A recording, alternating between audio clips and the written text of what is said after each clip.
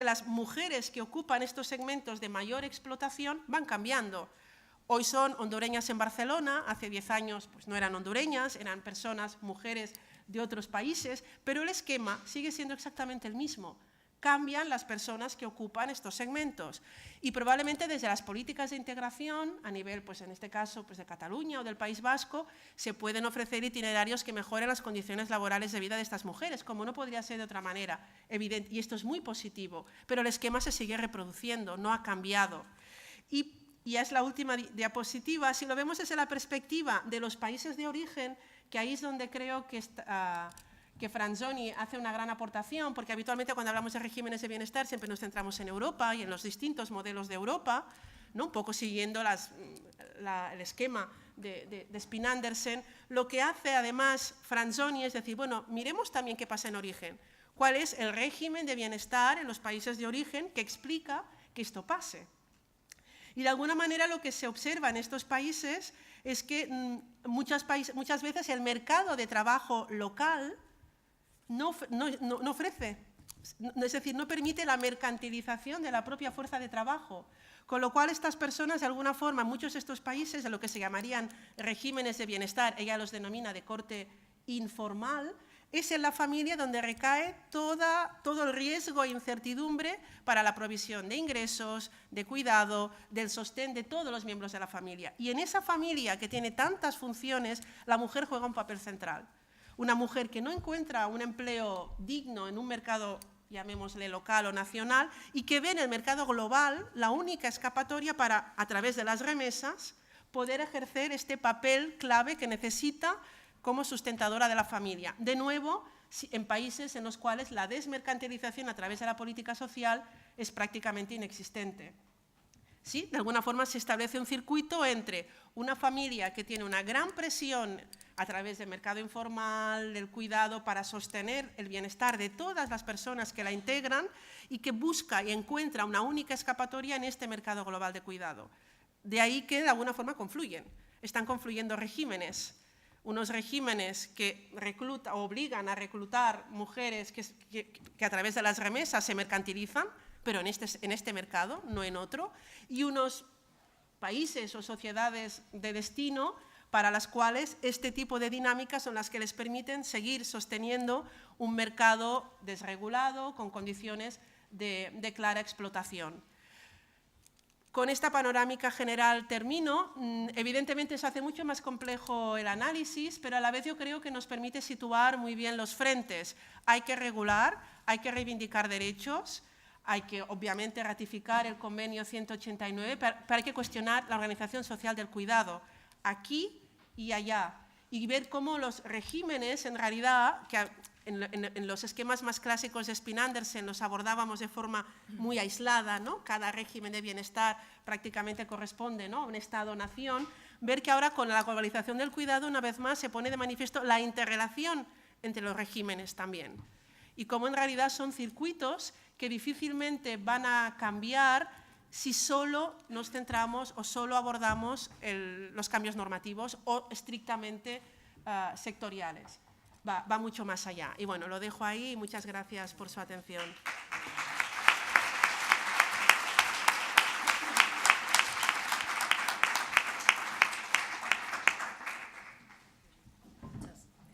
Y disculpa si por los minutos de más.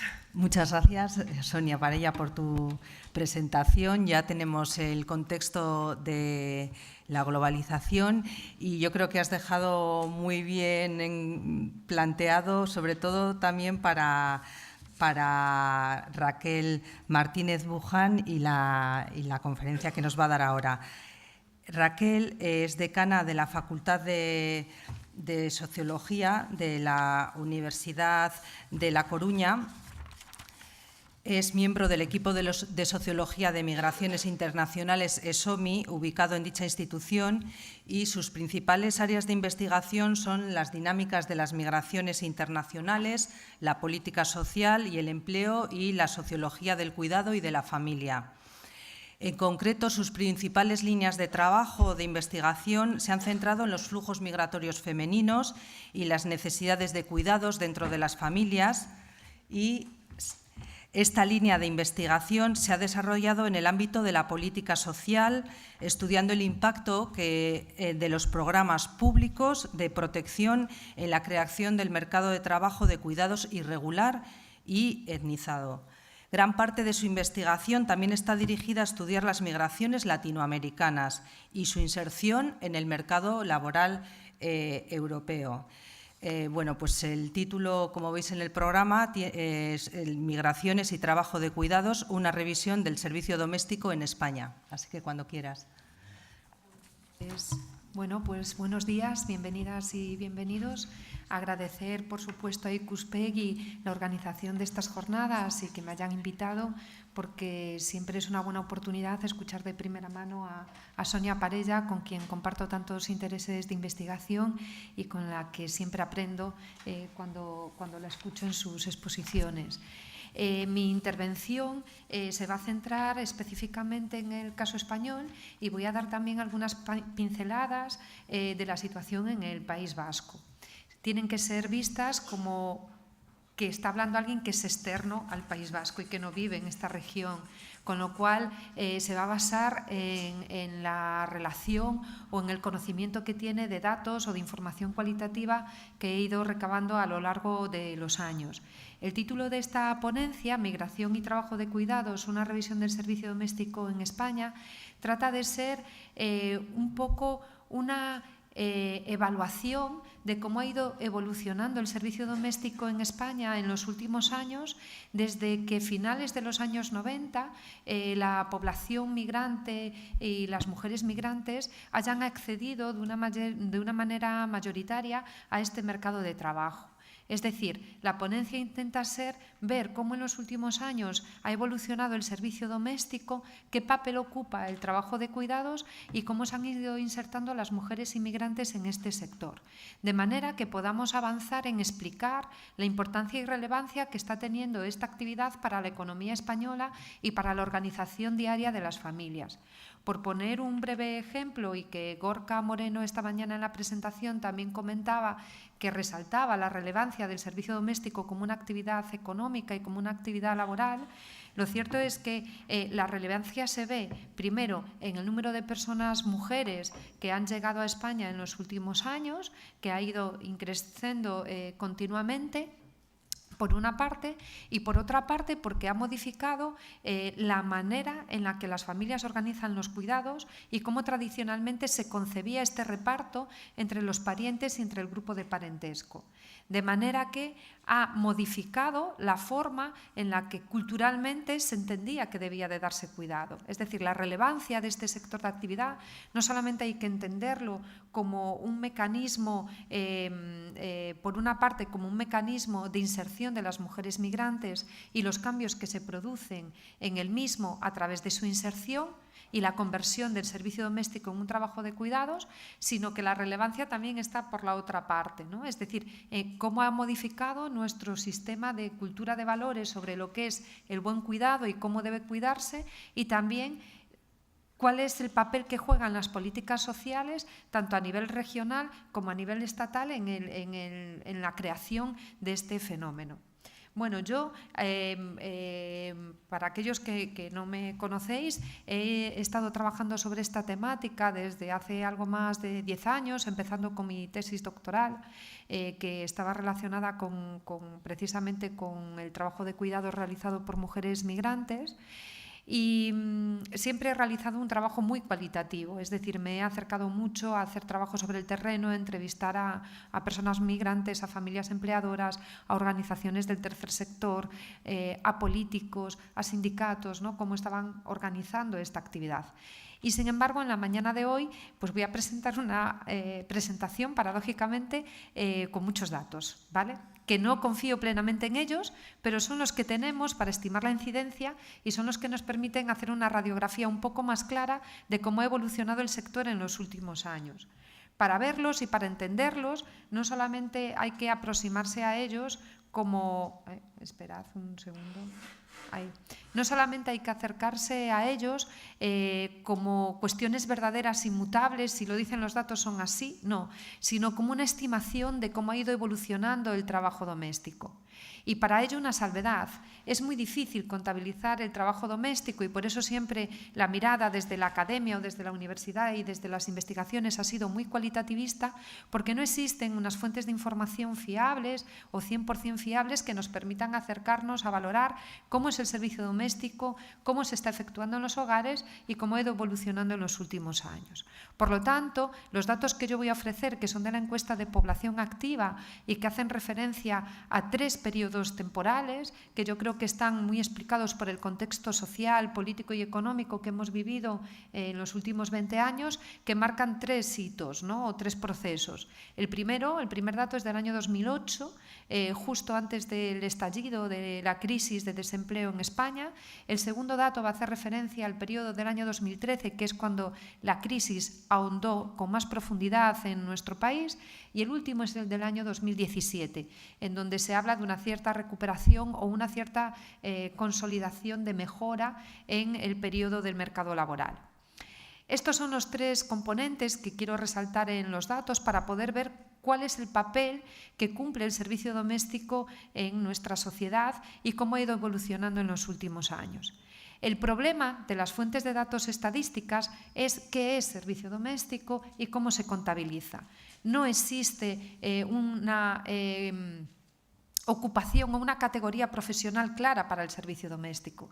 La propia tradición de nuestro país de contratar empleadas de hogar era considerarlas como un miembro más de la familia, como una persona que venía a cumplir como una ayuda en el hogar, fundamentalmente procedente de las zonas rurales hacia las zonas urbanas, a las cuales se acogía y se les otorgaba un salario. Nuestro Real Decreto de 1985, que se derogó en el año 2011, de hecho, recogía esa tradición histórica de un trabajo dentro del hogar como algo especial, como un trabajo especial que se puede realizar en los hogares, pero que no era un empleo en sí mismo dentro de los cánones del trabajo asalariado que consideramos de manera general, ¿no? Siempre ha tenido una regulación especial por hacerse este trabajo en los hogares. Por lo tanto, la principal dificultad que tenemos en nuestro país para contabilizar el trabajo doméstico y su incidencia es ya no considerarlo como un trabajo como el resto de ocupaciones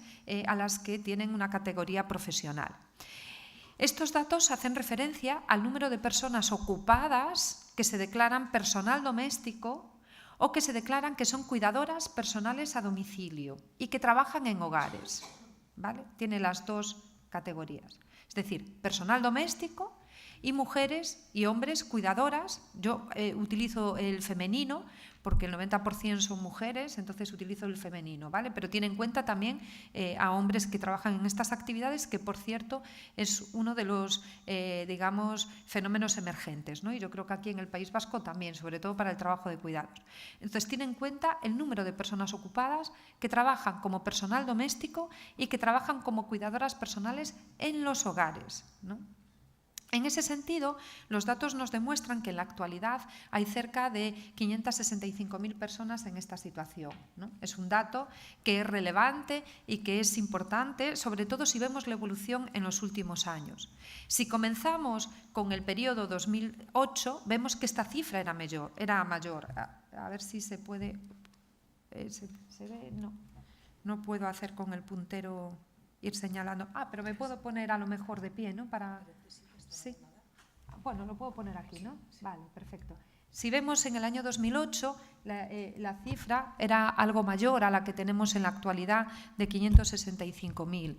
Evidentemente, la crisis económica ha rebajado, ha supuesto una pérdida de puestos de trabajo en términos generales en el sector doméstico y en el sector de cuidados, pero podemos pensar que tampoco es una cifra tan elevada teniendo en cuenta los 2 millones de destrucción de puestos de empleo que ha tenido nuestro mercado laboral. Con lo cual, estos datos ya nos indican que el servicio doméstico ocupa un lugar muy relevante en nuestra sociedad y que está ocupando, es algo de lo que no se puede prescindir. o que las familias consideran que no quieren prescindir, ni siquiera en los momentos más graves de crisis económica.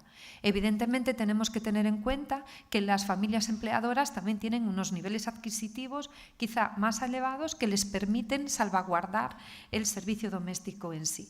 Los trabajos cualitativos que hemos realizado al respecto demuestran que efectivamente las familias seguían utilizando el servicio doméstico incluso en la etapa más grave de crisis económica, como es en el año 2013, que es cuando se produjo uno de los bajones más relevantes en la pérdida de empleo en el sector doméstico.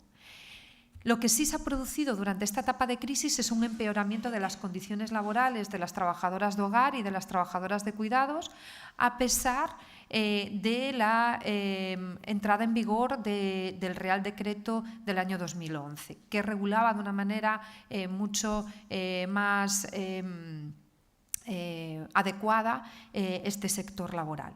Con lo cual, podemos decir que desde el año 2008 hasta el 2017 se han perdido cerca de 90.000 empleos en el sector doméstico y de cuidados.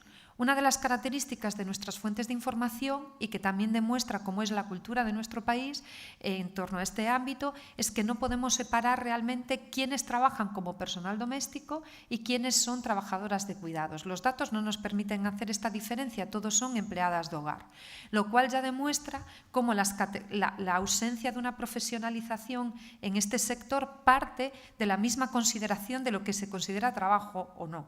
Y el empleo en los hogares, pues evidentemente, como todos sabemos, siempre ha sido invisibilizado y puesto en un segundo lugar y no considerado como un trabajo asalariado. Por lo tanto, las fuentes de datos, que yo soy en muchas ocasiones reacia a utilizar, adolecen de todas estas cuestiones. Pero bueno, hoy las voy a ir complementando con el discurso que hemos ido obteniendo a través del trabajo de campo cualitativo.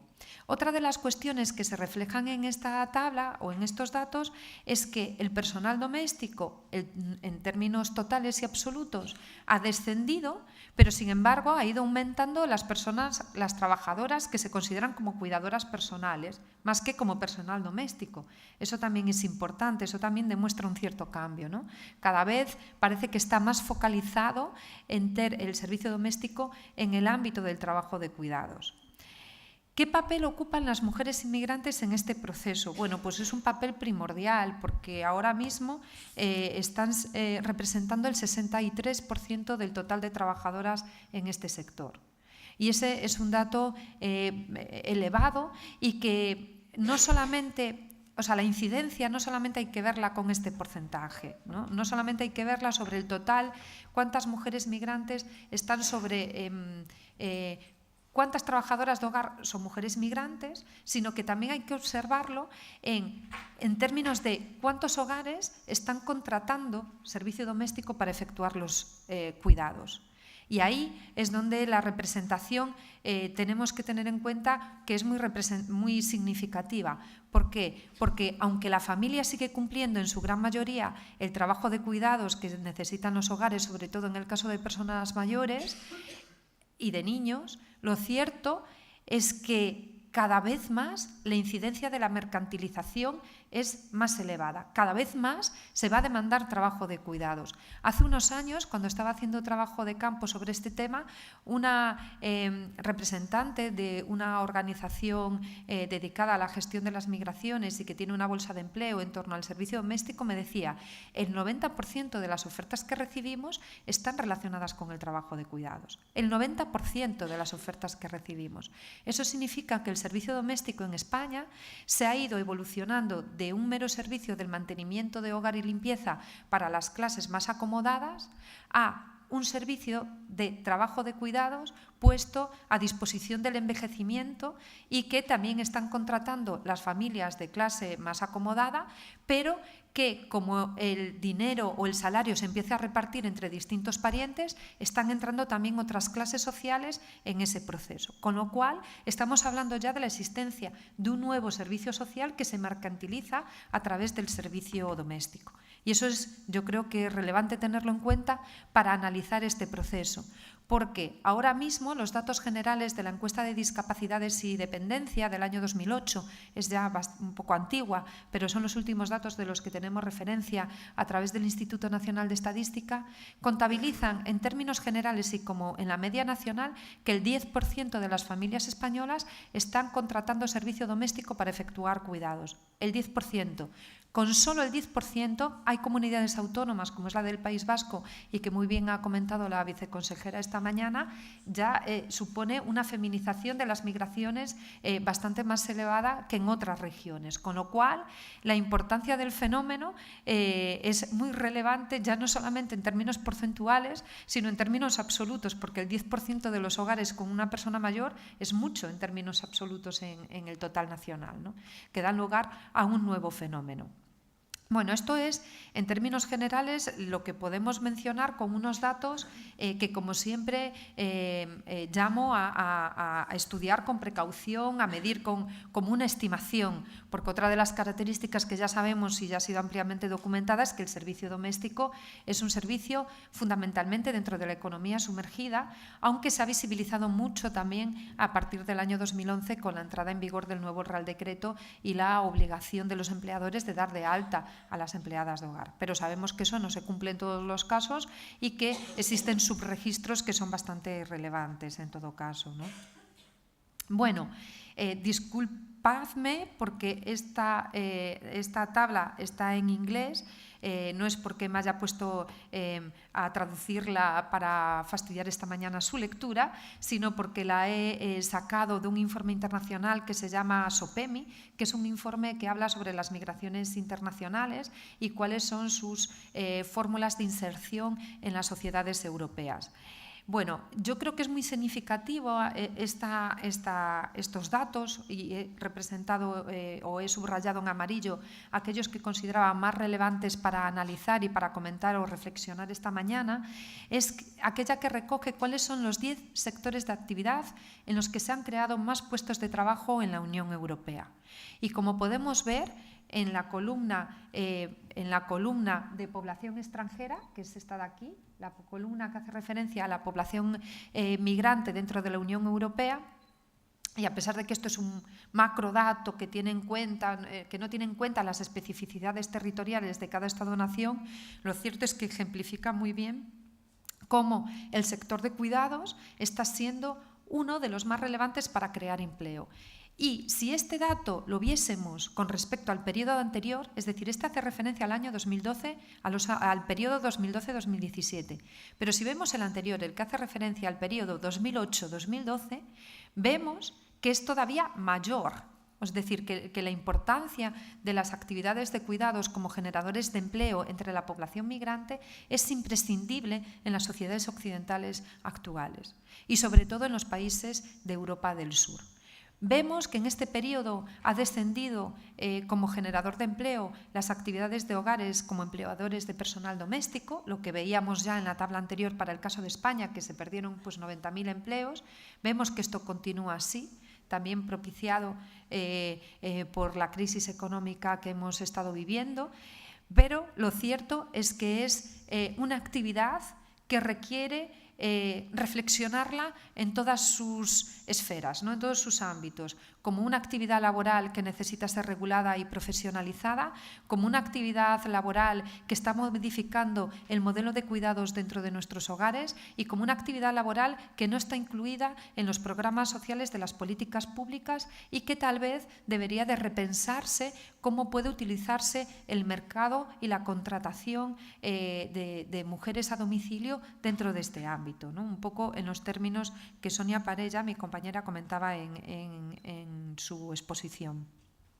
Bueno, cuando hablamos en nuestro país de mujeres migrantes y de mujeres migrantes ocupadas en el sector doméstico y de cuidados, estamos hablando especialmente de mujeres procedentes de América Latina.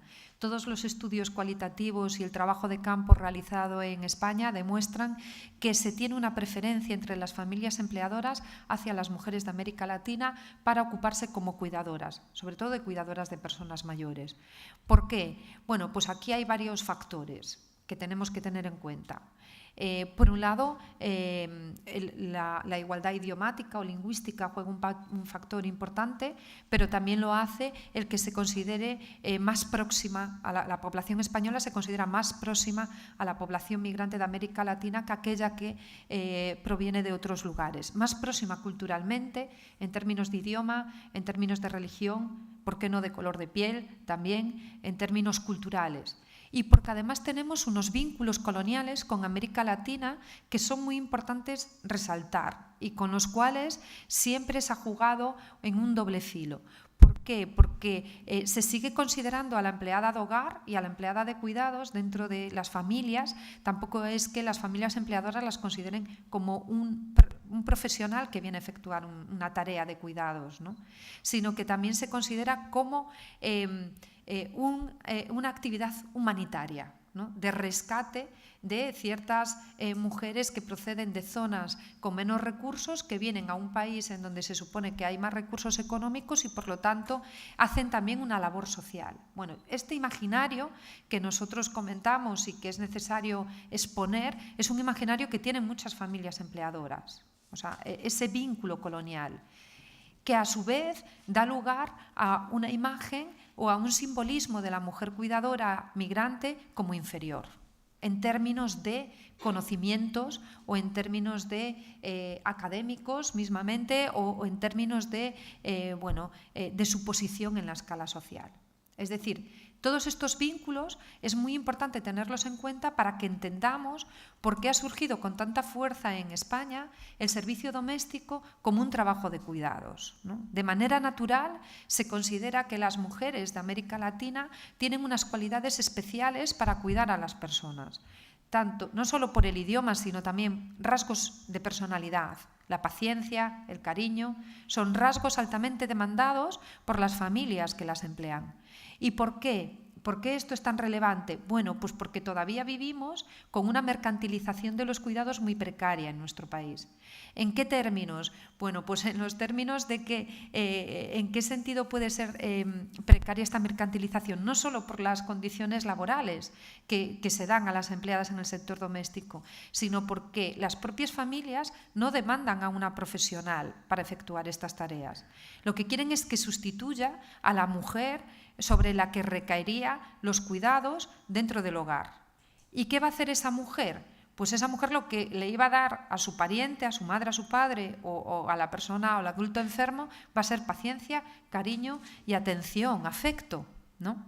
Y eso es lo que es un modelo de cuidados familista, es decir, mercantilizamos, pero seguimos con los valores familistas. Por eso mercantilizamos en el trabajo de cuidados y en el servicio doméstico. Y eso es muy importante tenerlo en cuenta, porque es el factor que vehicula el éxito de la demanda de este trabajo entre las familias españolas. Como vemos, las familias de América Latina o las mujeres de América Latina son las que más se insertan en esta actividad. Los datos confirman esta tendencia. También existen, por supuesto, mujeres de África y de Europa y de Asia, pero las mujeres de América Latina son las especialmente que se incluyen en este terreno, en el trabajo de cuidado sobre todo, más que en el servicio doméstico. Y sobre todo en el de cuidados de personas mayores, más que en el cuidado de niños, lo cual ya demuestra también qué es lo que se mercantiliza en nuestro país, ¿no? Se es más tendente a mercantilizar el trabajo de cuidados de personas mayores porque se considera o porque el proceso de envejecimiento aparece sin avisar, en algunos casos no, sin un paso previo, porque los cuidadores los cuidadores familiares y los padres y las madres siguen considerando como una inversión el cuidado de niños, la crianza, una inversión generacional, pero el cuidado de mayores está dejando de ser esa inversión y empieza a ser un marrón, ¿no? Entre comillas. Como podemos ver, para las mujeres migrantes, el mercado de trabajo de cuidados y servicio doméstico es marca el inicio de su trayectoria laboral en España y muchas veces marca su final. Sonia Parella, quien tenemos aquí, ha hecho excelentes trabajos sobre las transiciones laborales de las mujeres migrantes en el país y a lo mejor nos puede hablar de ello después también en el debate. Y podemos observar cómo la dificultad que tiene salir del servicio doméstico. Y en muchos casos se sale hacia regímenes más aliviados, ¿no? Con menos carga laboral, pues del régimen de interna al de externa, ¿no? Por ejemplo, empieza a surgir estas transiciones. En todo caso, en este gráfico represento la distribución por edades de las trabajadoras domésticas y de cuidados. El color rojo representa a las trabajadoras migrantes y el color azul representa a las trabajadoras españolas. Las trabajadoras migrantes, como vemos, son más jóvenes, lo cual es un rasgo un poco evidente, ¿no?, en el proceso, pero lo cierto es que cada vez tiende más a